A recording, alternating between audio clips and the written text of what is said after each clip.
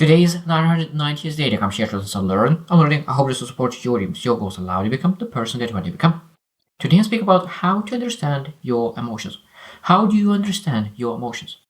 I think this is a topic, again, one of the main topics of all, because we understand that relationships is one of the most important things in life. So if you're not able to understand your emotions, it's very, very hard to understand someone else's emotions. So that means we need to learn how to understand ourselves, our own emotions. And of course, then be able to transfer that to really build that more empathy, understand where people are coming from. And when you understand where people are coming from, you're able to really build and nurture that relationship even more. And that's the most important thing when you think about successful life. Relationships itself. And again, we need to understand our emotions to really nurture that relationship. And today we'll share multiple things and 10 things that we need to really look at to really develop that understanding of our emotions. Because if you do not understand your emotions, how are you supposed to know how to change or how to really regulate your emotions? Because almost everyone knows that one of the most important things in life when you think about successful life is emotion regulation. But if you want to regulate emotions, you need to understand them. So they will share things what we need to do to really actually be able to understand our emotions. So number one is practice mindfulness. Being able to be present. I think that a lot of times we're not able to understand our emotions because we're constantly running. Sometimes not straight, sometimes like in a circle, sometimes one direction, other direction. We're overwhelmed because we have too much things in our plate. And being able not to think about plate whatsoever and really be able to meditate, maybe really do the mindfulness practices that you're able to really be present. Because when you are present, you start to be able to really find yourself feeling and catching those emotions. Because without being present and really catching yourself and being aware, you'll not be able to really understand those emotions. So mindfulness is very, very important. Potentially even meditate on your emotion, meditate on being able to be present. Remove all those emotions, removes all the anxiety, remove all the stress. And it's like, what do I feel now? Presently. So forget about the past, forget about the future. Right now. That's one of the most important things when I think about emotion regulation. Being able to be present and work towards. You'll not be able to really change if you always be running. You're not able to change that immediately. It will take a while until you're able to be fully present. Number two is keep an emotion journal. Keep an emotion journal. So that means, okay, let's write what kind of emotions do I feel? And specific things. So maybe something triggers you. So that means when you're able to really journal your emotions, what kind of emotions do you feel at certain times? And maybe you're able to start to see the pattern of your emotions. You're able to see that, okay, what triggers a certain emotion? Because the first thing is awareness. And when you're able to start to see the patterns, then you're able to really build processes in place to really remove those triggers or do something. Because I really love the strategy. When I start to feel this, then I will do this. When I start to feel disappointed, then I will do this. Maybe I will go for a walk. Maybe I will do something. Like, what is elevating your energy? So that means you're able to build processes and systems in place. And sometimes when you are aware that the emotion is you're able to really intentionally choose and switch the emotion if you catch yourself being in that. So that means that keep journaling. It could be not for the rest of life, but really when you really want to develop that emotional awareness, emotional journaling could be a very important thing because able to really reflect on the daily entries that you do. Number three is expand your emotional vocabulary. This is again very, very important. I think that is underlooked thing. That means that means that then we sometimes have very, very small vocabulary on our emotions. What do I say? I say that some of the people I just feel sad, happy, angry, and that's it. Like happy, sad, angry. Like, how about all the other emotions that we can potentially feel? We can be disappointed, we can be frustrated, like all the emotions. What kind of emotions you actually feel? So that means that when you journal, then of course you're able to research different kind of emotions and how those emotions actually looks like. And now rather than seeing sad, maybe we'll start to see that maybe I'm frustrated, maybe I'm disappointed. What is that? What actually that sadness is coming from? Because sadness is a lot of times very vague and broad.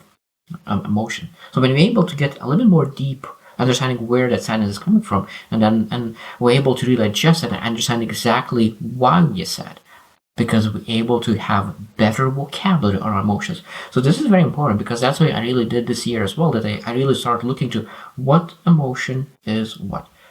And started asking, when do you feel this? What happens to you? And of course, when we are able to really understand more emotions, we are much more aware. And when we're much more aware, we're able to really start to catch ourselves and really change that emotion. Because if you're not aware where that emotion came from, a lot of times we will not be able to change. So learn the words and learn different kind of emotions. Number 4 is practice self-compassion. That is, while you're learning those new words, while you're learning to be more present, while you're learning to develop yourself, we need to be understanding that we need to be kind to ourselves. We need to be kind to ourselves, because we will fall on the same triggers that we fall in the past. But maybe will not fall every single day, maybe every third day, maybe every fifth day, maybe every week, maybe every month. So it means we extend that stretch. Those emotions that used to trigger every single day, maybe we are able not to trigger it every single day. Maybe a triggered only when our willpower is very, very low because of other things that are going on, and be able to develop and extend it. Sometimes at some point in our life, maybe we'll never feel that emotion again. Probably not never, but at least we're able to really fix that. 99% of the time, we don't feel those emotions that we do not want to feel, because we're able to regulate our emotion, understanding where that emotion is coming from, and switch intentionally to something more beneficial. And we need to be kind to ourselves, and we need to accept our emotions, because a lot of times I think that we're denying our emotions, and that prolongs the healing and prolongs that emotion, because we're trying to hide that in ourselves. The best way to really deal with emotions is releasing, accepting and releasing out through, because emotions are not supposed to be like as lakes. It's supposed to be like rivers. They just go by and that's it. And you say goodbye. And that's why we need to understand that we need to accept it to release it. Number 5 is seek feedback from others. So that means be able to speak with trusted friends, trusted advisors, and really understand, okay, what kind of emotions do I feel? And someone who is really very, very good at their emotions, potentially be a credible person to speak. So how do you understand your emotions? Where your knowledge, where your awareness of your emotions came from? Because of course, when you understand that emotional awareness, emotion regulation is a skill set. It's definitely a skill set.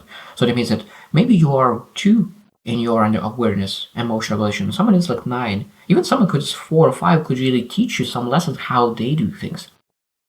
And I think it's very, very important to discuss and share how you're feeling, and able to potentially ask questions that you could understand yourself better. And even therapy or counseling could be one option for really, because I truly believe in therapy and counseling, that people are able to learn more about themselves. And learning more about ourselves is massive strength, because you're able to regulate yourself much, much better. Number 6 is identify and challenge your beliefs and values and some kind of distortions, because a lot of times we have some kind of irrational thoughts, and then we need to unhelpful thoughts. So it means we're able to really challenge them with evidence-based thinking. So do I have any evidence based on that negative beliefs? Because a lot of times we do not have, we just think this way. And I think that's why we always need to say, okay, what kind of evidence do I have that this is actually happening? Because a lot of times we will see that our beliefs, our values, that was based on air. There's no foundation for our beliefs. And it's very, very important to really challenge our beliefs on a consistent basis, that we could really have beliefs only that is based on evidence or on faith. Because some beliefs could be based on faith, but those are positive ones. Because some things that we pursue in life is, we potentially could really dedicate our lives to such a massive thing that we will never be able to achieve by ourselves. Only with the faith we're able to achieve a few things. It depends on every person, but I know that some things could be achieved with faith, because of ourselves we are too little number to achieve greatness, massive greatness. Number 7, because of course there's a big topic, but if you serve somebody, you're already great. If you serve other people in a big way, you're able to achieve significance and greatness at the same time. But of course, this is for another day. Number 7 is understand the physical manifestation of your emotions. Understand physical manifestation of your emotions. That's a big one. I think that for a long time I didn't understand there's a massive thing together when I think about really how emotions are triggering your body. Sometimes being able to understand that when your body starts to feel a certain way, that is coming from your emotions. And when you start to feel that some physical manifestations coming into your way, you start to understand, okay, my emotions maybe is not in the right place. So what I'm able to do to really change my emotion as soon as possible that doesn't trigger my physical manifestation or vice versa. We're able to really use our bodies to really change our emotions. This is that if you breathe very fast and let it out very slowly, that could show to your mind that you are good. There's no anxiety. There's nothing else. Like you are safe. You are comfortable, and that our bodies you're able to trigger some emotional manifestation as well. So that means that our bodies and our emotions are very highly interconnected, and we're able to use for our own benefit.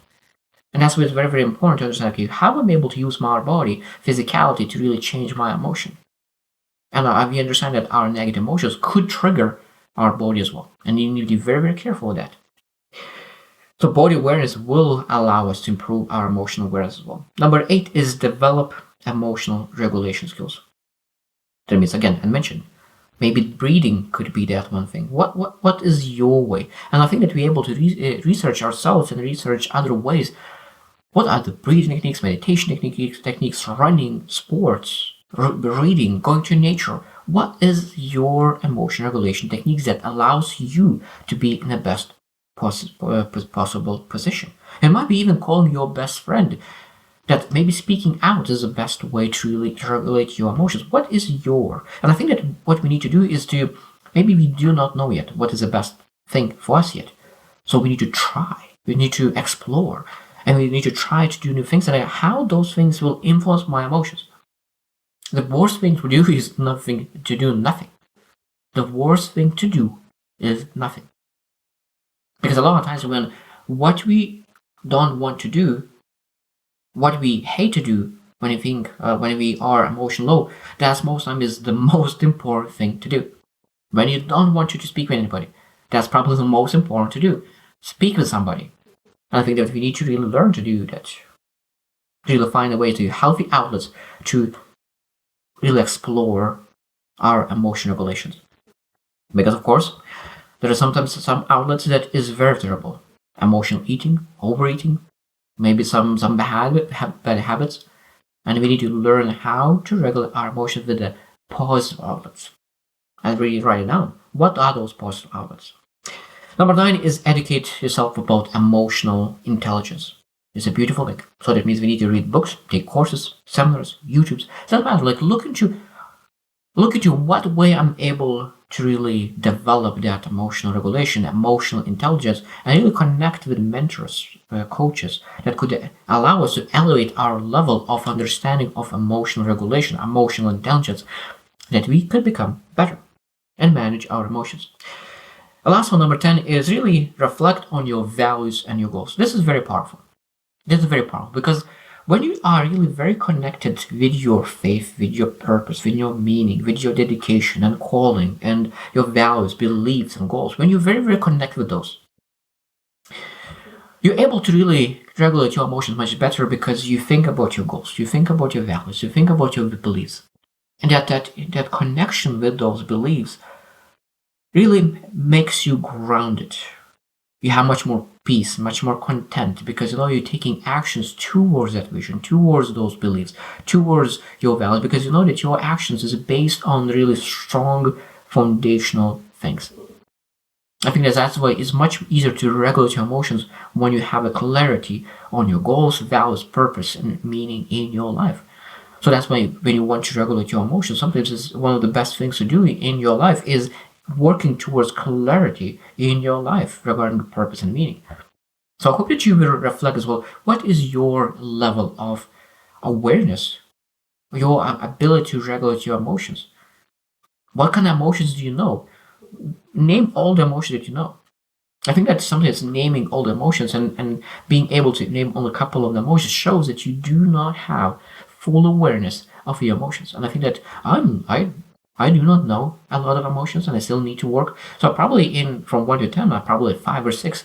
Last couple of years I was like 2 or 3. So I was able to develop a couple levels in the last couple of years, but my journey is still not finished. There's so much more to learn. And I hope that you will be inspired like my development in emotional regulation. I hope that you will be working towards that as well, because I truly believe that emotional regulation is one of the most important things in our lives as well, because it will show up in everything in what we do. So I hope you choose to win and see you tomorrow.